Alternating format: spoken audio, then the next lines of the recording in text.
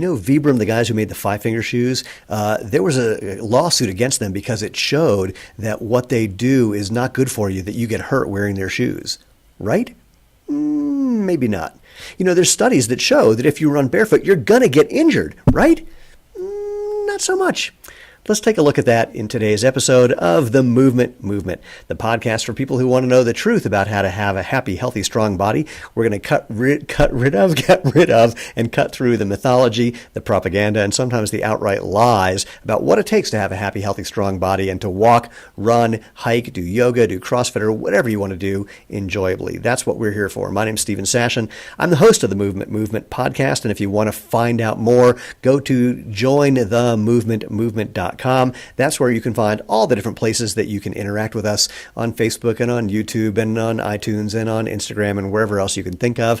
And make sure you like, share, friend, review, hit the bell if you're on YouTube. You know what to do to get the word out about the movement, because we are creating a movement about natural movement. Our goal is to make natural movement the obvious, better, healthy choice, the way that natural food currently is. And you are all part of that movement. As we like to say, if you want to be part of that tribe, please subscribe. So let's jump in, shall we?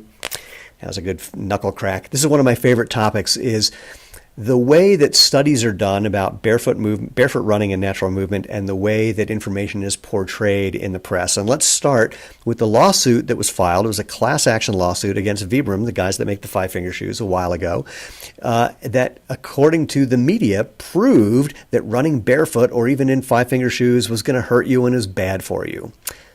Okay, sure. So let me cut to the end of the story. That lawsuit settled for $3.75 million. And while that sounds like a lot of money, similar lawsuits against, for example, the companies that made toning shoes, that's air quotes around the word toning, claiming that if you wore those shoes, your butt would get stronger and bigger and better looking, those cases settled for tens or hundreds of millions of dollars.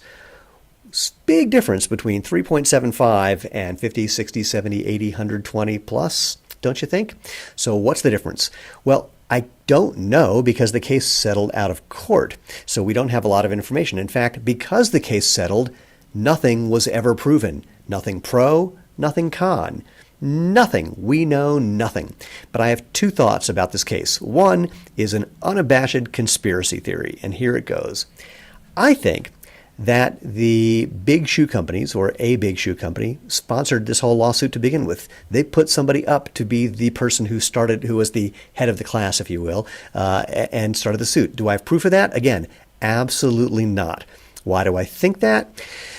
Well, because at the time that this lawsuit happened, the big shoe companies were frankly freaking out. There was all these people saying, hey, I got rid of my shoes. I'm running barefoot. I'm having a great time. My injuries went away. Everything's awesome. And again, I'm not saying your injuries will or won't go away. I'm not a doctor. Don't play one on TV or on a podcast. I'm just saying what was happening out in the world at that time. And the shoe companies, if you look at the articles that were coming out, there was one article that was being forwarded to me as if it was just an article written by a reporter. But if you saw the article in the upper right-hand corner, it said that it was sponsored by a major shoe company. The shoe companies, even the people selling shoes, were putting out all this content about how if you went barefoot and got out of big, thick, padded motion control shoes, it was going to kill you. You were going to step on hypodermic needles. You were going to get Ebola. Your kids wouldn't get into college. You wouldn't get a good mortgage. You would no longer be able to use the letter E. I mean, just a whole bunch of crazy hyperbolic stuff. A little while later, of course, they started making minimalist shoes, and then they stopped all that argument completely. But again, for a while, they were losing their minds. And I think that part of losing their minds and the fact that Vibram was like really taking off, I have a hunch that that was the instigation, the impetus for this lawsuit. Don't know if it's true. But let's look at this whole thing of settling for $3.75 million. Why did it do that? Well, the former CEO of Vibram is a friend of mine, and he said if he were still CEO at that time, he wouldn't have settled. And he thought that Vibram settled as a company because $3.75 million, it just wasn't any money. I mean, that was, a rounding error for them.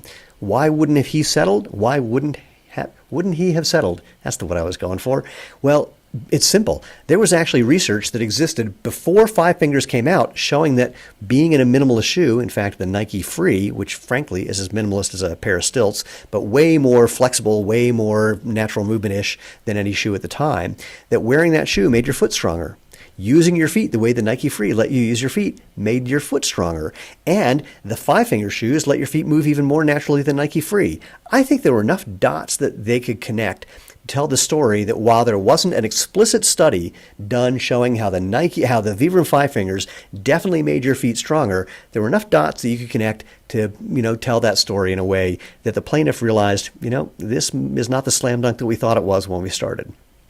By the way, the former CEO told me the only reason they didn't do that study was when they were doing studies specifically about the Vibram FiveFinger shoes, they were going to do a study on whether it made your foot stronger. And the person who was doing all the other studies said, why bother? You know it's going to happen because your feet are able to move and bend and flex and feel more. That's going to make them stronger. So they didn't spend a couple of $1,000s, and that led to what ended up happening. Now, again, when this lawsuit settled, it was still promoted in the media as a slam dunk against Barefoot, as a slam dunk against natural movement, when there was no evidence whatsoever. I don't know how that happened, but I did speak to someone who is the vice president of marketing for one of the major footwear brands, and I said, did you get the results of that study and then put that out through your press contacts before it got published? And his response was, of course I did. Now, again, I wish I could have that conversation recorded and give it to you, so it is hearsay when you're hearing it from me. All I can tell you is I did have that conversation, and oh, what a shock. So let's talk about the other things that got put in the media about barefoot and natural movement, which is just the results of scientific studies. And amazingly, there aren't studies that people are asking for about the claims that the big shoe companies are making. Typically, it's about improved performance and reduced injury. Actually, I take it back. There's one lately. The Nike Vaporfly, there is a couple of studies came out of the University of Colorado saying that the Vaporfly improved people's VO2 max, how well they use oxygen that they intake, by something like 4%, and that they don't know why. They don't know why that shoe makes people run better or have better VO2 max. Let me clarify that. But it seemingly does, and they don't know why. Now, here's the good news. In one of the comments about the study, the guy who did the study, Roger Crom, someone I'm on the track with on a regular basis here at the University of Colorado during our summer track series, Roger admitted that even though VO2 max is improved when people wear that shoe, that doesn't mean that's going to improve your performance. It's a very interesting point. VO2 max is an interesting indicator, but not necessarily an indicator of improved performance. Different people have VO2 maxes. If it was just a matter of having better VO2 max, why run the race? Just see who has the best VO2 max and give that guy a trophy. I just made the emotion of putting a medal around my neck when I said the word trophy, but you get the idea. Since people don't just measure VO2 max and decide that's who the winner is, clearly better VO2 max does not mean you're going to be the winner. Now, there are people who have better or worse VO2 maxes. People with better VO2 max naturally tend to gravitate towards distance running. People with less VO2 max, like me, tend to gravitate more towards sprinting if they happen to be runners. And, there's only so much you can improve in your VO2 max. That's a genetic thing as well. Some people are non-responders to VO2 max training. The more they do, nothing changes. Some people respond really well to it. So there's a big genetic component in that. But again, doesn't really matter, not connected to anything. And the reason I bring this up is one of the early anti-barefoot studies showed how people running barefoot had worse VO2 max than the people who were running on some padding. Okay, again, who cares? Doesn't matter because it's not related to anything that matters in the real world, anything where you're going to notice a difference. So why did it even come out? That's another question. When you look at studies, you might want to ask, what are they studying and why are they studying it? Because this VO2 max study about how barefoot is worse for you, the idea behind it was to investigate whether you were more or less efficient, as determined by VO2 max, when you ran barefoot. Well, it's an interesting thing because no barefoot runner that I know ever said that barefoot running made you more efficient. So why was this study coming out? Why was it being done? I don't know. Except it was kind of a red herring. It was hand waving. It was just saying something to minimize the impact of barefoot at a time when shoe companies were again worried that people were going to stop wearing their shoes. So look at what's being studied and whether it matters at all and whether the people who it's kind of against ever made the claims that are being countered or at least investigated by the study. In this case, no. Now, there are people who suspected that running barefoot could make you faster. because you had less weight on your feet. Ron Hill, who I think won the 10K in Mexico City, when he ran it barefoot, someone said, "Why'd you run barefoot?" And he apparently said, "It was the lightest shoe that I could find." So, and Phil Maffetone does predict that the person who's going to run a sub 2-hour marathon will do it on a really nice smooth course and do it barefoot because, again, they won't have heavy shoes on their feet. Don't know, because the problem is that all those things trying to get someone to run a sub 2-hour marathon are sponsored by major shoe companies, and there aren't major barefoot companies who have the kind of cash who can do that yet. We shall see.